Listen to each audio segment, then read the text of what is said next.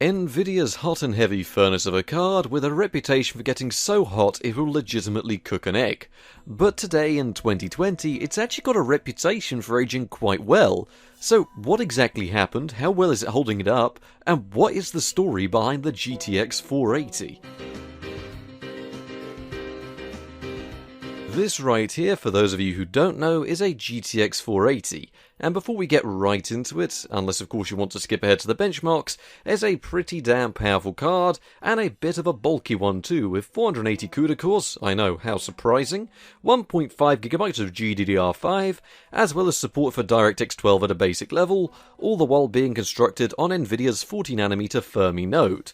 The original Fermi, complete with all its power leakage related issues, among other problems, which is something we'll be touching on more later, hence why this is the story of Nvidia's Fermi disaster. Still, the specs are pretty damn impressive, but not anywhere near as impressive as the power consumption figures, which have been known to hit in excess of 280 watts in certain tasks, and that is definitely quite a lot on a graphics card from 2010. So, for those of you who haven't skipped ahead to the benchmarks, I'd imagine that you're still here to hear the story on what actually happened, as everyone on the platform has covered the card in some way or another. In fact, I've revisited the benchmarks on this card, I think 2 years ago now, but how many of us actually know the story behind a GTX 480? What would go on to become the release that would haunt Nvidia for the next decade? So to understand how the meme, how the legend, how the Fermi wonder actually started, we have to return to 2010, the launch of the DirectX 11 Titans, or sort of launch. 6 months. That's not a long time in tech right now, but back then 6 months meant a lot. Now ask yourself this, how long did DirectX 11 last? Quite a while. And who was first on it? Well, none other than AMD, and they were on a bit of a winning streak. See, Terrascale, despite aging poorly nowadays, was actually a very compelling release at the time, and saw a lot of consumers itching for the latest tech going out and buying the AMD offering, simply because Nvidia didn't have anything. Nvidia, of course, was 6 months late to the party, and even then they were out with a rushed release, with many reviewers asking the question, was it really worth the wait? They'd already been plagued with issues like their I/O controller for RAM not handling the new GDDR5 RAM properly, and it was clear to most reviewers that Nvidia was struggling more and more to get their own chips out of the factory, with them having to cut down their top tier slightly just to have something to sell, with Nvidia quoting that the reason for this was so they had acceptable yields. That's right, there could have been a GTX 490, but thankfully poor yields did actually stop a furnace like that ever reaching their way to us properly. I think there's a few out there somewhere in the world, but I don't have a hold of one for a video, and if I did, I'd certainly let you guys know. So everything at Nvidia seemed to be a bit of a disaster. Everything was stacked up against them.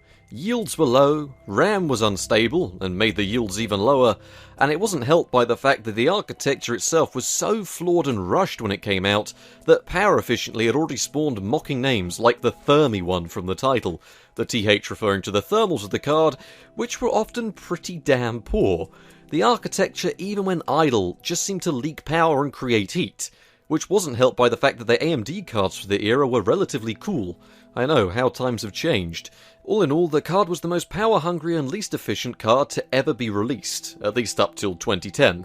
However, it is worth noting that it did sell, because frankly, it was also the most powerful card you could buy, at least the most powerful single card of the era, topping virtually all benchmarks in virtually all titles. As time progressed though, Nvidia did seem to fix most of the issues with the following GTX 500 series, also known as Fermi 2. It was a revision and it's what Nvidia should have originally released. The GTX 480 though was just sort of left there. It was lingering on being the hot and heavy lump of a powerful graphics card. A success, but also a delayed and rushed failure. Really, it's hot by its architectural faults no matter how well you cool these cards, because they always leak power, and leaking power means leaking heat. So it's a bit of a failure from an actual graphics card perspective, and they always tend to run hot. Now though, in 2020, although prices are increasing, they are still fairly common, because no one is really going out of their way to get hold of these to use, other than a few collectors who just want them to sit in a box for some reason. So most regions of the world seem to have these cards cheap if you ever did want one, but prices are getting up there now. The card did also see some awesome driver releases, the things that the AMD cards never really got. So in 2020, most of you are going to expect this thing to be holding up pretty poorly. I mean, it's a 10-year-old card that was a failure. But a decade on, this is definitely going to surprise a lot of you. Straight away with a 2020 title with Mountain Blade 2 Bannerlord running with medium settings and a HD resolution. Admittedly 720p HD, but we saw no performance issues whatsoever. I will say that higher resolutions and settings could lead to some stuttering down the line, so really I'd recommend sticking to 720p with these kinds of settings. But I'd imagine with a mixture of lower settings you could aim for maybe 900p, it's just really you end up sacrificing a lot of that visual quality for not much gain. All in all, with these settings the game didn't stutter at all, and really, I was amazed how well it was running a game 10 years after its release. People do keep asking me to retest GTA 5 on these old graphics cards, and it's a game that I liked running anyway, but it hasn't really got any more intensive since it was originally released, so we saw the game running really nicely with a mixture of high and ultra settings in 1080p, where we saw an average well in excess of 60 FPS. It's worth noting that the most taxing thing on the card was actually explosions and particle effects, so you could probably get this up even higher if you spent a bit of time tweaking those down a little bit. Very impressive on what is now a 10-year-old card.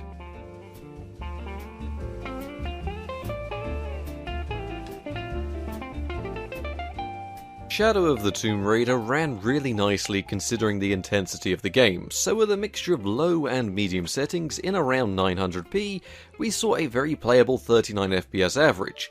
However, at the start of the benchmark we saw some strange shimmering on certain textures relating to character models, which did remedy itself later on in the benchmark, but I could see that being an issue with the out-of-date drivers, which although really stable, can run into issues with newer titles. Although the game did seem to run absolutely fine, so I wouldn't imagine this is too much to worry about.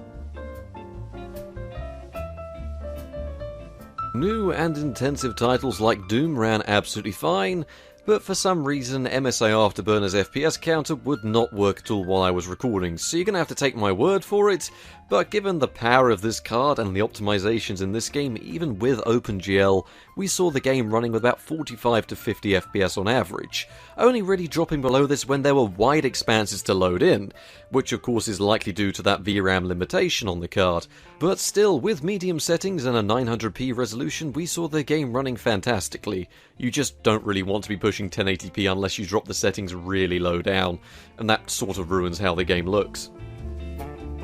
BeamNG, although a decently CPU-dependent game, can be very intensive on a graphics card, so with higher settings and a 1080p resolution I was surprised to see a very playable average FPS. Although the card did tend to prefer more basic maps, as most cards do tend to do, but with more intensive ones like the Italy test we could see us drop a few frames here or there, but it was never enough to make the game unplayable. There were definitely some noticeable drops, but still all in all very playable with some very nice settings overall. Another brand new title with the Master Chief Collection running at a locked 60 FPS with the highest settings available in the 1080p resolution, which is a testament to both the card's power and the game's optimizations. You can uncap the frame rate, but I've always found this game to suffer with an uncapped frame rate. It just causes frame rate fluctuations all over the place, so all in all, as long as you don't mind sticking to 60 FPS, you aren't going to drop any frames whatsoever, and Halo was very nicely playable and looked fantastic on the GTX480. CSGO is another game I'm always asked to retest, and at least in Dust 2 and plenty of other remade maps, it seemed to run about as well as it always did, with about 150 FPS on average, which is also something you could see go up a little bit if you're playing a competitive match, which is because it's less hectic than a deathmatch, but that's not exactly how I benchmark the game. Still, no problem running CSGO on a card like this, even compared to last time we looked at the card a good few years ago.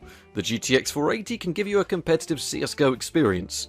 I just have no idea why the pros aren't using them. Another game that is actually running better than ever on the card with PlayerUnknown's Battlegrounds, which worked far better than the last time I tested it. I can't remember if it made its way into any videos on the channel, but either way, this time we saw a very stable 50 FPS frame rate, which would only ever go down slightly when driving across the map. which is something that does still happen when you run the game.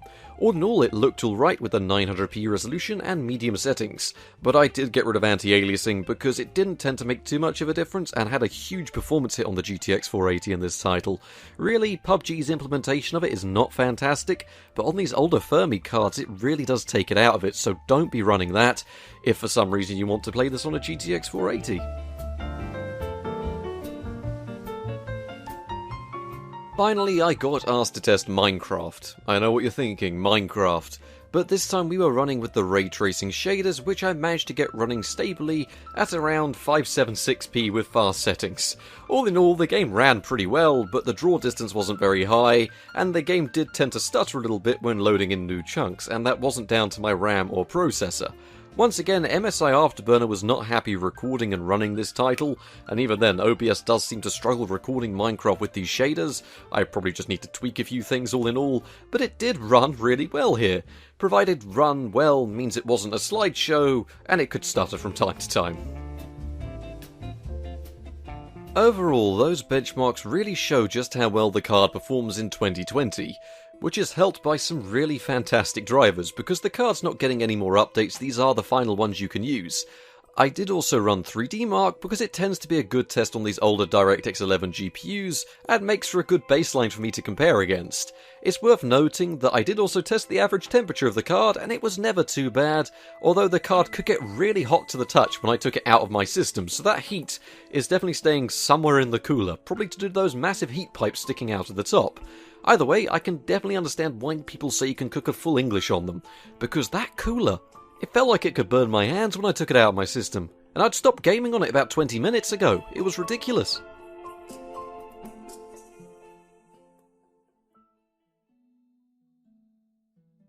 So, there we have it, the GTX 480 story. And a card that has aged surprisingly well, and no, that does not mean I'm going to leap at the prospect of telling you guys to go out of your way to purchase one of these cards. As recently as I mentioned earlier, prices on them have been going up a little bit.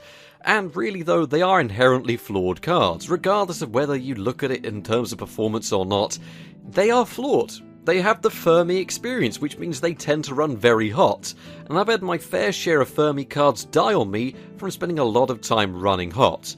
Now don't get me wrong, they aren't bad cards, but with the next revision, namely Fermi 2, which I have a few videos on the channel, they tend to match this type of performance, and they're pretty damn common and aren't going to create a house fire in your computer.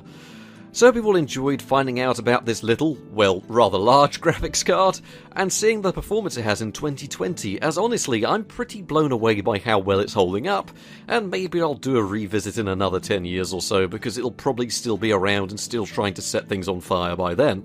I hope you've all enjoyed this video, finding out a little bit behind the meme, and behind why it became the GTX Fermi experience where everything wants to be set on fire. Good night.